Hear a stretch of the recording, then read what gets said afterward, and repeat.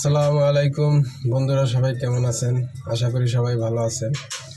আজকে এক ভাই একটা বাটন ফোন আমার কাছে নিয়ে আসছে। সেটায় প্রবলেম হচ্ছে,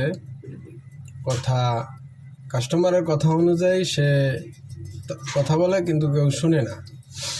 তো নিয়ে আসার পরে আমি সাথে সাথে দিতে পারিনি, আমার হাতে তখন পর্যাপ্ত পরিমাণ কাজ ছিল, আমি ব্যস্ত ছিলাম, যার কারণে দিতে পারি নাই।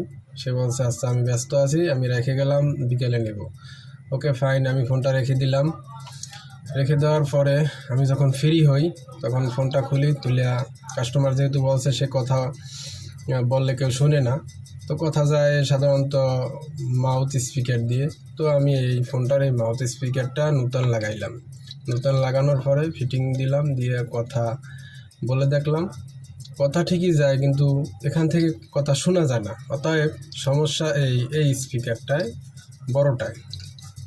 তো এখন কথা হইল, কাস্টমারে আসলে আমাকে বুঝেই বলতে পারে নাই, সে আমাকে উল্টো বলছে।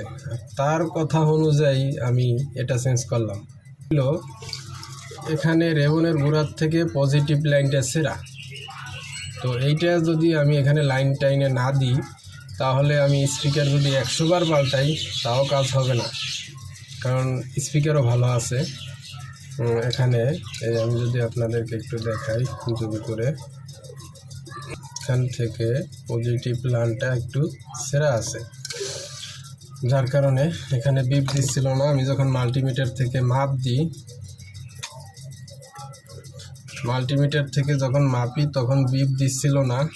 যখন এখান থেকে আমি একটা জাম্পার করে দিয়েছি পজিটিভ লাইন, তো তখন ঠিক আছে।